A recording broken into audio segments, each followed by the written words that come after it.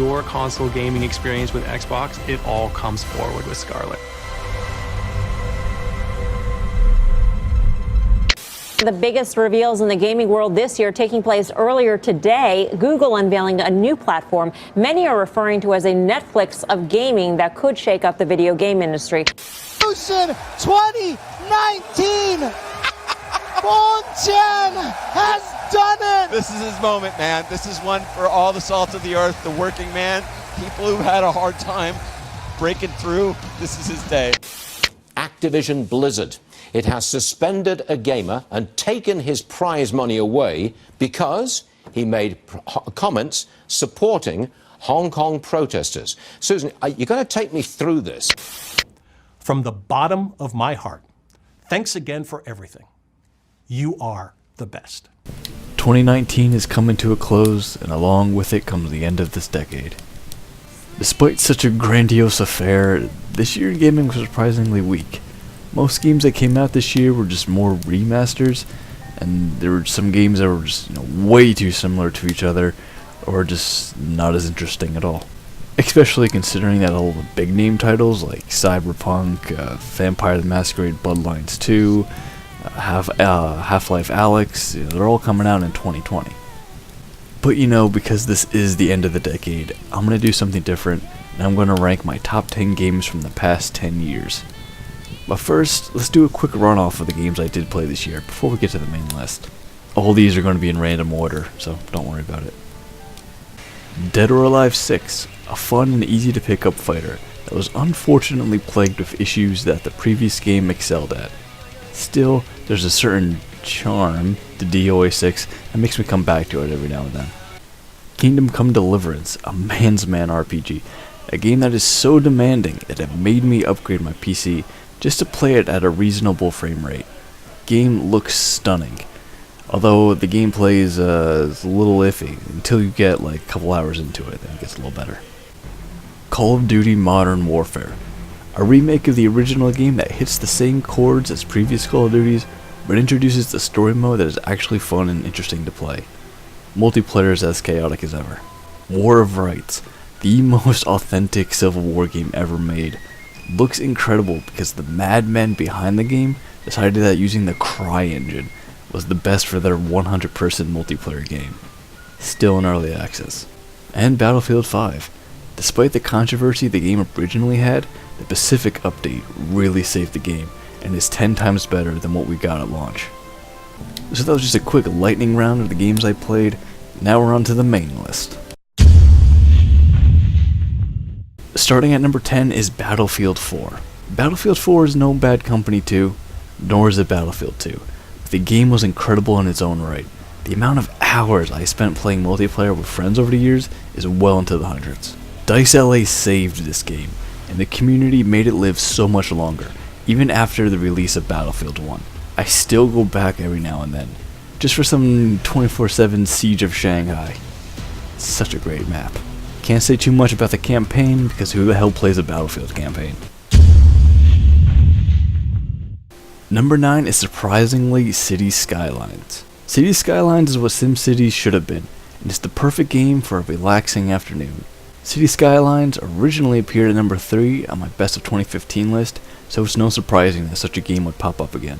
It's the organic nature of the game that makes it so replayable, watching your small town evolve over time into a mega city. The community has also been very active over the years, creating mods that allow you to tweak the customization of your city just the way you like it, whether that be buildings or cars or roads or maps or whatever. I mean, they got everything. Personally, I like building extensive railroad networks and watching them travel to different parts of the city.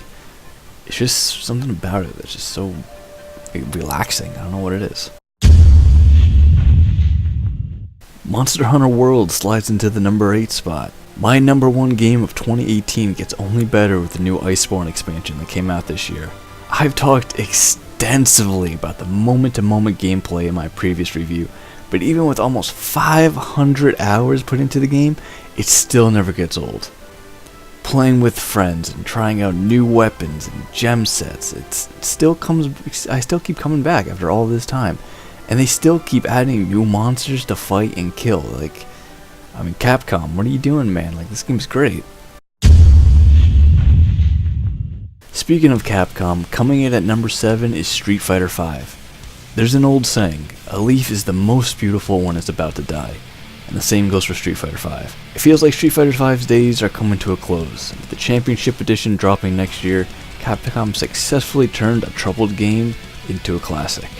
Granted, the game will always have its naysayers, but, it always have its naysayers, it's Street Fighter. But the time I spent on Street Fighter V was some of the best I've had with a fighter in the last couple years. That being said,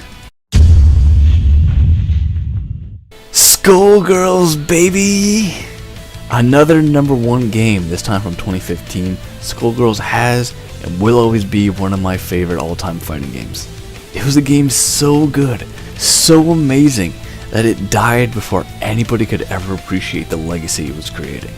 Should have Skullgirls been on the main stage of EVO? Yes. But will it ever find a meaningful place in the FGC other than the dankest of locals? No. And that right there is a crying shame. I don't need to talk about the gameplay or the music because everybody knows it's great. Go watch my other review for that. Skyrim is one of the greatest RPGs of all time. An RPG so good that Bethesda has been trying to kill it for the last 9 years. There's only one way to play Skyrim, and that is to mod the ever-loving shit out of it until the game doesn't run anymore, or until you hit the mod limit. Armor, quests, weapons, cities, graphics, adult-oriented animations, whatever you want, there's a mod for it. I personally recommend mods like Realistic Needs and Frostfall that make you seek shelter for the cold and require you to eat, drink, and sleep at regular intervals. This makes exploring all that more exciting as you need to carefully pack how much food and water you're going to need. It makes you really appreciate going to like food markets and taverns to rest up, because in the normal game you just blow right past them, there's no need to visit them. But while Skyrim excels in the freedom and immersion, there's another game that excels in so much more. Fallout New Vegas is one of the greatest what-ifs of gaming. What if Bethesda gave Obsidian the time they needed to craft this game, to include every concept and expand the lore far more than they did? I put New Vegas as number 8 on my list of 2018, and for good reasons. I've beaten the main story and all of the DLC countless times, and I still go back every year to play through it once again. The writing is what really makes the game, and how quests can be completed in a whole bunch of ways, which really rewards the player.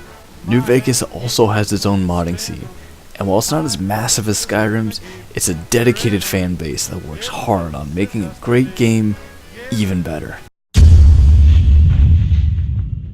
For my number 1 of 2017, I called Persona 5 a perfect game, and that is a statement I still stand behind. JRPGs with hours of cutscenes are just not my cup of tea, and in fact I usually hate or just outright avoid such a game. But the Persona series always did something different, and I can't pin down what exactly makes me enjoy them. Maybe it's how everything you do connects to something else, where something as random as eating a hamburger helps you kill shadow demons better later on. Maybe it's how the story is well presented and doesn't fall into the traps that many anime shows and games get stuck in. Either way, Persona 5 was a blast to play, and I look forward to playing Persona 5 Royal when it comes out next year. Hopefully we get a Persona 5 Arena at some point, Atlas, that would be sick, that'd be cool. Coming in number 2 is Crusader Kings 2. Quite possibly my biggest time sink of the last decade, Crusader Kings 2 has always been that one game I find myself playing when there's nothing else to play. A reason to why the game lasted so long is its open-endedness, and that is something that Paradox has really nailed down. Maybe you want to play as a Italian noble and rebuild the Roman Empire, or maybe you want to reform the Norse religion and create the strongest dynasty the world has ever seen.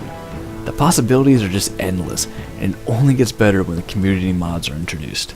Mods that turn the game into Sengoku Japan or Game of Thrones, or allow you to experience the full world of the Elder Scrolls. There's just so much to do. Just like Street Fighter V, Crusader Kings 2 has finally come to an end, with the Crusader Kings 3 being announced earlier this year. Hopefully, it's a worthy sequel to a much beloved classic, and It doesn't flounder like Imperator Rome did. But the ways of power are hard, and there are many lessons to learn, young William. And today, you will learn the most important of all. Real strategy requires cunning.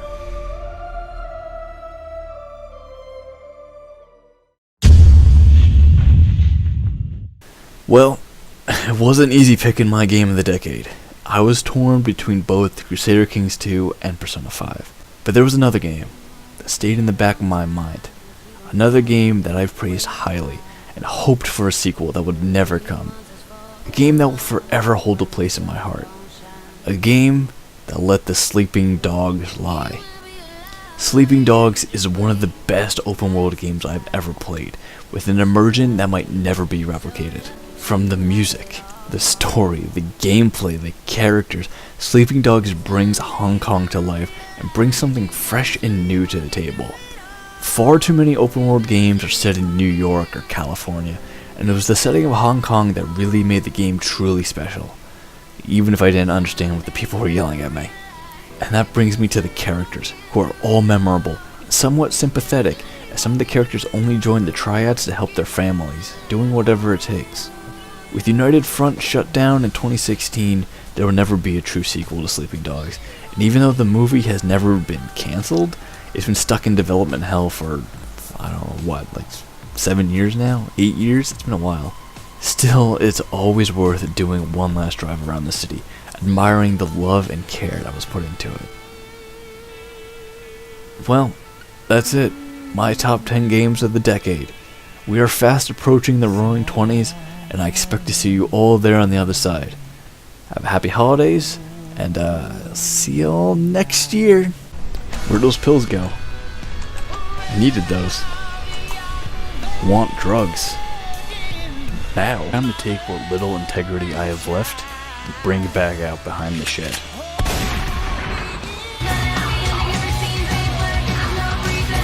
Fucking come on! Oh shit! No! There we go! Yes! Not stealing my shot. Oh no! Oh no! Oh no, you didn't! Sucker tried to play me, daddy never paid me, never! You must bob for apples in this tub of butt sweat.